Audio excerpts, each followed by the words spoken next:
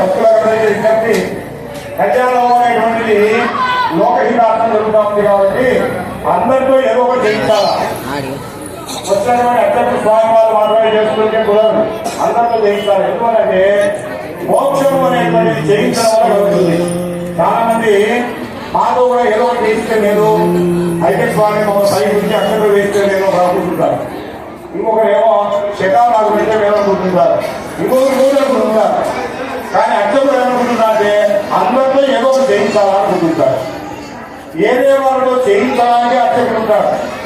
ఇతరులతో చేయించడం వల్ల ఏమవుతుంది? అయిపోయింది కళ్యాణం.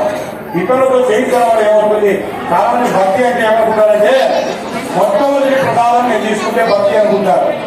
నేను చూసిన అర్చకత్వంలో నాకు 25 ఏళ్ళ అనుభవం. చాలా మంది అనుకునేది ఏంటంటే మొట్టమొదటి దర్శనం నేను చేసుకోవాలనుకుంటారు. ఏమొస్తుంది ఆ మొట్టమొదటి దర్శనం చేసుకుంటే అంటే ఏం రాదు, శూన్యం.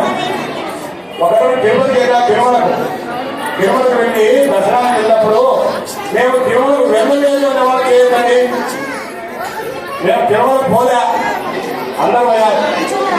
తిరుమలకు పోతే వెండి వాటి నుంచి లోపలికి వస్తే గరుత్మంతు దగ్గరికి వెళ్ళినప్పుడు బాగుంటుంది. గరుత్మంతు నుంచి ఇలా స్వామివారి చూడడానికి పోవాలంటే జరుగుతూ ఇంటికి అని జరుగుతారు. వాళ్ళు ఏమన్నారు? ద్వారపాలకులు. అక్కడి నుంచే బయటకు లాగుతారు, దగ్గర వాళ్ళు బయట లాగేస్తారు. ఎవరు లాగుతారయ్యా? సేవకులు లాగుతారు, సేవకులు ఉంటారు. వాళ్ళకి ఏం పని లాగలేని వాళ్ళ డ్యూటీ.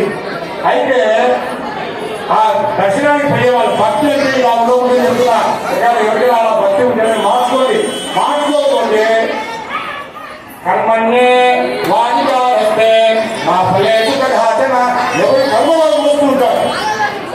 దాన్ని తప్పించుకోవాలంటే మారాలి. ఆ విధంగా ముందు వెళ్తుంటే బాగా పొడుగ్గా ఎత్తుగా ఉన్నవాడు ఆ దేవుడు అందరికంటే ఎత్తులు కనిపిస్తా ఉన్నారు. అక్కడ ముందు